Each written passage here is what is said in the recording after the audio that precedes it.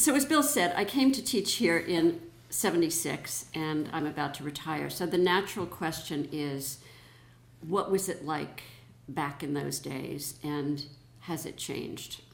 So I thought rather than give you my generalizations, I would give you a few snapshots of the colorful practices and personalities that I found here when I arrived in the 70s and which continued through the 80s.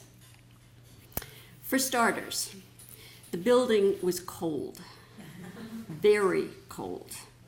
In the depths of winter, students and teachers wore parkas, hats, and gloves in class all day.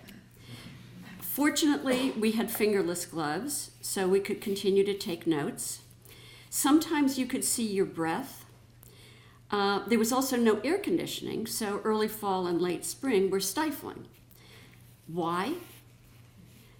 Because Charles Merrill, the founder of the school, saw no reason to spend money on creature comforts, like setting the thermostat above 50 degrees, if the money that the extra fuel would cost could be put to a better use, such as providing scholarships for deserving kids or buying a suit for a student who otherwise couldn't afford it to wear to a job interview, or supporting the work of struggling minority artists and writers. The principle of rigorous self-denial also appealed to Charles on its own merits. He was an intensely frugal person. Here was the son and namesake of one of America's richest men who saved the envelopes in which he received letters to reuse them as stationery for notes that he wrote to people. But Charles was indulgent of us in some ways, in teaching materials like books and art supplies, in artwork that we could buy for the school, and curiously, on food, certainly a creature comfort.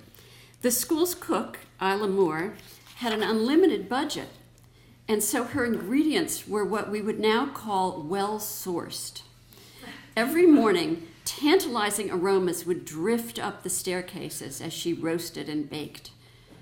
Roast beef, lamb chops, gingerbread, we would exclaim to one another as we sniffed the air like rabbits. We ate her rich lunches family style, down here, students and teachers sitting together at each long table with the teacher dishing out the food from a formal platter brought by a student waiter. Charles presided over an announcement period at the end of the meal in a rather ecclesiastical manner, checking his memo book, which looked oddly like a prayer book, for his notes, and sometimes for provocative or inspiring quotations that he wanted to share. Lunch was close to a ceremonial event, a celebration, not a refueling stop. Isla Moore was not only a gifted chef, she was an outsized personality in every way. She loved romance novels and Dixieland jazz and was full of strong opinions on all subjects. Some students hung out with Isla just to listen to her stories, while others kept a low profile to avoid her explosions. She ran her kitchen with flamboyant gusto, banging pots, flourishing carving knives, shouting instructions at student waiters, and generally having the time of her life. She was terrifying, but endearing. She could also be supremely uncooperative. She disapproved of vegetarianism and took perverse pleasure in using lard in the apple pies, which she innocently served to the vegetarians. The truth comes out eventually. Before each trip to Hancock, New Hampshire, for our fall and spring stays at the Merrill farm, some unlucky faculty member first had to work through Isla to order all the food we would need to take up with us to feed 150 people over 3 days. We had to borrow much of her kitchen equipment, too, because there was nothing up at the farm. You couldn't blame her for being reluctant to lend her equipment out to a bunch of sloppy amateurs. She had to do it in the end, of course, but only after being as cantankerous and obstinate as she could.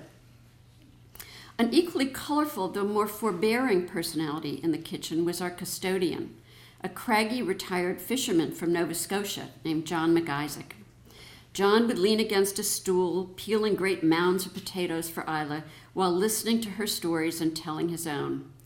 At recess, the faculty crowded into the kitchen, as Bill was describing, for coffee, and we listened to the stories too.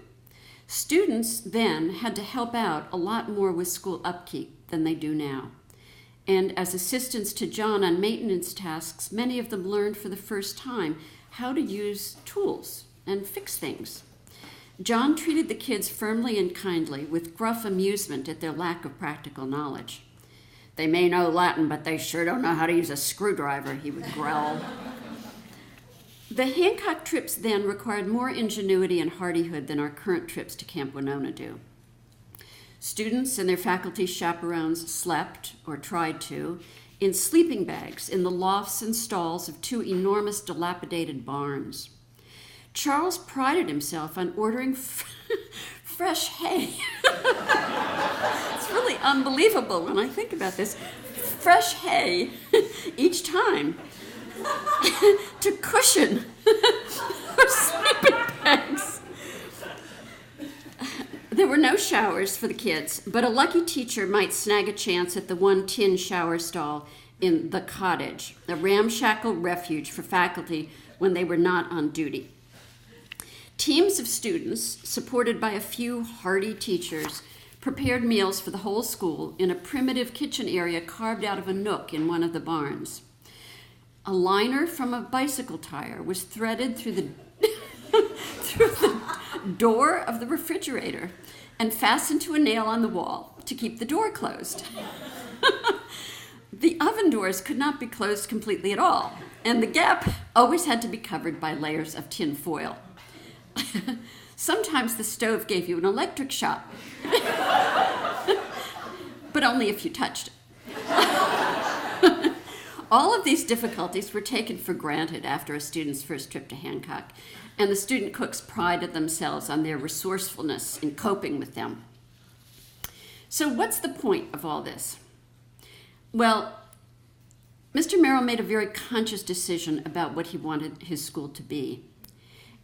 And that decision was reflected in these stringent Spartan conditions. He said, with customary irony, that it was to be the anti-Deerfield, the opposite of the prep school he'd experienced as an intellectually curious, not particularly athletic boy, one whose formidable family fortune made him uncomfortable, in a school where money and privilege counted and where the thick rule book served as a challenge to be defied. He wanted to create a place instead where the rule book was cast aside and the sole principle was no roller skating in the halls, e.g., don't be a damn fool. He wanted kids to think about why you would choose to behave in a considerate way. He didn't talk in superlatives, but in modest terms, like decent and fair. And he didn't want money and privilege to get a foot in the door. He wanted people to clean up after themselves, students and teachers too. He did it himself. He would patrol the front of the school, picking up cigarette butts. This was in the age of smoking. And he was known to have unclogged a toilet. The spirit of the place was enacted in the most ordinary daily ways. Now, storm windows and state-of-the-art insulation relieve us of the cold, and a dependable boiler and thermostat make comfort in the classroom almost an assumption. The exigencies of our packed school day make the lunch break less of a restorative interlude and more of a rushed transaction.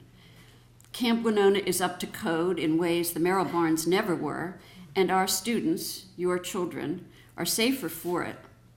But the spirit of Charles Merrill's school is the same. Don't take your privileges for granted. Be mindful of how resources are used. Respect one another. Take pleasure in one another's distinct personalities and colorful quirks. Value intellectual and aesthetic experiences over creature comforts.